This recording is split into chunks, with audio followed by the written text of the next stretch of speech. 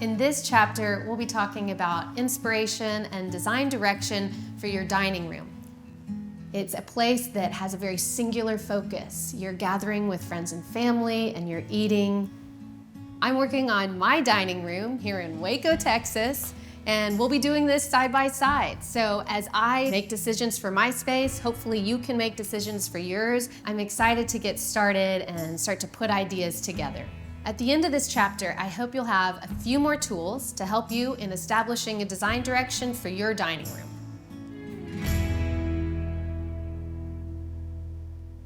Before I get too specific with my design choices, I really like to think more holistically and generally, what is the mood and feel of the space that I want? How do I want it to feel? The feeling of a space can be interpreted in a lot of different ways. Maybe you want your room to feel more calm and serene. Things are very simple and laid back. Maybe you want a room that feels vibrant and alive and rich and layered. You're flipping through design books, through magazines, you're thinking about trips you've been on and collecting ideas that can then inform the way you bring your space together. So I've got a few things here. I am always collecting things. I've got samples that I'm always picking up. I'm just gonna be real casual and sit here in the room. I like working this way. This is like the ideal to design in the room that you're actually working in. So these aren't materials I'm planning to use literally. I am just responding to what do I like, and then those things may find their way into the room in a completely different manner. You never know what's going to catch your eye. It doesn't have to be a literal example of a room. So this photo, let's see.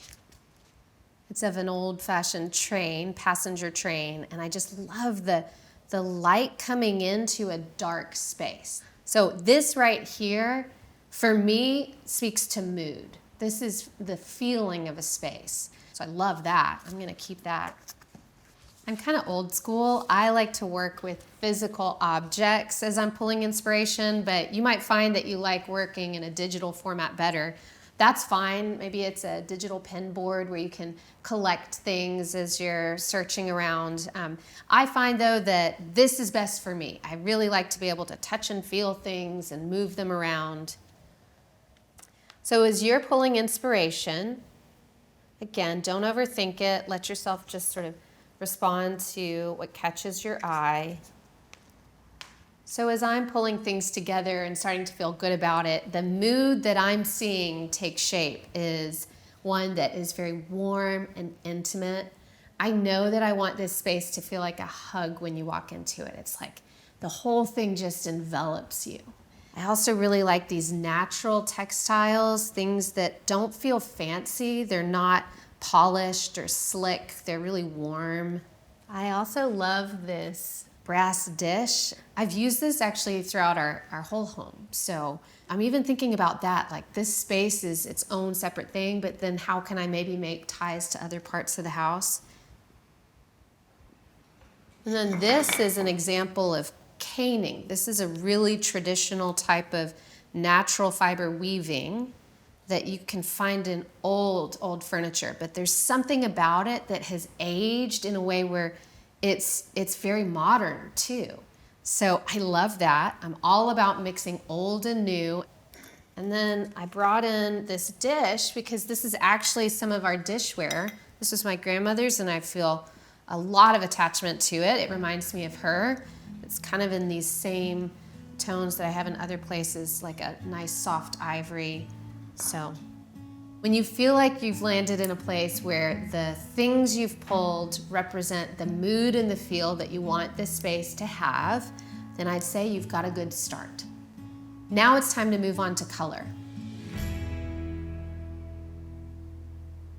Mood can translate really nicely into color, where you can say, I want warm and intimate. Oh, maybe that's a red, some kind of red. That color is warm and intimate. Or I want something serene and calming. Okay, well, blues and greens are great for that. It kind of reminds you of the water or the breeze. Maybe you're thinking, I want something really bright and open and expansive. So a color like a white or an ivory could do that. This is how you can take mood and feeling and shift that into more specific colors. In this case with our room, I already had some ideas. And as you can see, the walls are painted. So we're a step into this process in our space.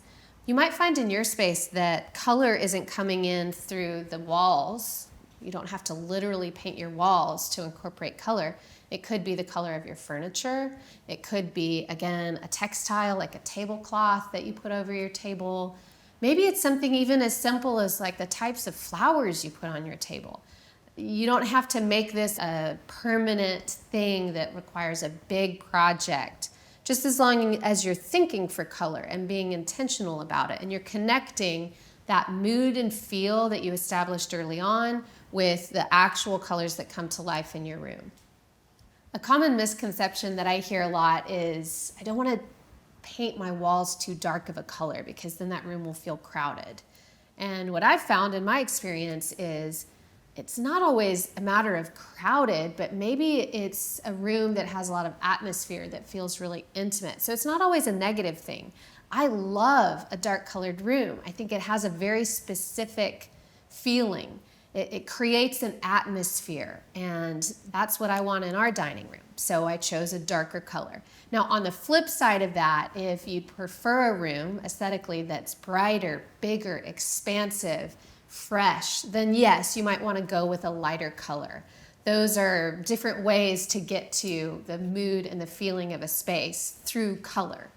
It's really easy to forget about the ceiling. It's like we're all so worried about the walls and the floors, we completely forget there's this whole other sixth plane, which is your ceiling.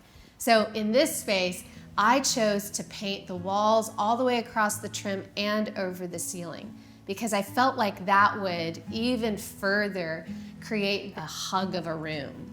I encourage you to think about every surface in your space, not just the walls and the floor. The next thing I like to look at are design styles. What do you like? What do you see and say, boy, I love that? And if it's not in trend right now, that's okay. This is about what you're attracted to, what you like. Maybe the mix of styles that you're really drawn to are a bit unexpected or they're different. That just makes you unique and original. I'd say go for it. So let yourself pick out what you like and don't worry too much about what's in fashion. It can be a little overwhelming to think, design styles, what do I like? How do I even know what I like? And I'd say the best thing to do is pick up a design book or a magazine that has beautiful homes in it and flip to a page of something you like. Captions often have so much information in them about this room is X, Y, and Z. So you don't have to know everything about design history to get a little bit of information about things you like. As you're doing research, just read some of that fine print. So in my space, based on the things that I've pulled and gathered, I can see that I like the Art Deco details like this here. I know is sort of an Art Deco motif that feels reminiscent to the age of this home. It's an older home. It was built in the 20s. So there's something inherent in the architecture of this space that feels Art Deco to me, and I want to pull that out. I also just really love anything handmade, anything sort of folksy, arts and crafts. And then to balance that, because all of those things are very detailed, there's lots of intricacy involved in that, lots of ornamentation. I want to balance that with something that feels more modern. So I notice that my eye is drawn to furniture that feels more modern. Furniture that has cleaner lines, simpler shapes, everything's really pared back. I think that will work nicely with these more detailed, decorated, ornamented things. So I'm choosing to stick with 3 different design styles. It's that Art Deco, folk, and modern. So you've done all of this work gathering ideas. Take a look at the things you already have and think about, do these work in the new room that I'm envisioning? For our dining room, our dining table and chairs will be something I need to go out and find. But our cabinet that'll hold all of our dishes is one that I've lived with. I love it. The style feels right for us. And I think it's right for this new room. I actually have this piece here to represent that piece of furniture. We also have a lot of artwork and decorative objects that I can for sure shop my home for. I'll get to that at the end. Right now, as far as large furniture pieces, it'll be using our existing cabinet and sourcing a new dining table and chairs. So we've covered quite a lot in this chapter. I want to quickly summarize. We started with mood and feel. How do you want your space to feel? What are those emotional words that you want to focus in on? Then we looked at color and how mood and feel can show up in the color in your space. Then we went into design styles and got a little more specific. And then lastly, we looked at your existing pieces and deciding what from the things that you have in your home already works for this new space. So I hope that you have new ideas, fresh perspective, and a few tools to help you as you build design direction for your own dining room.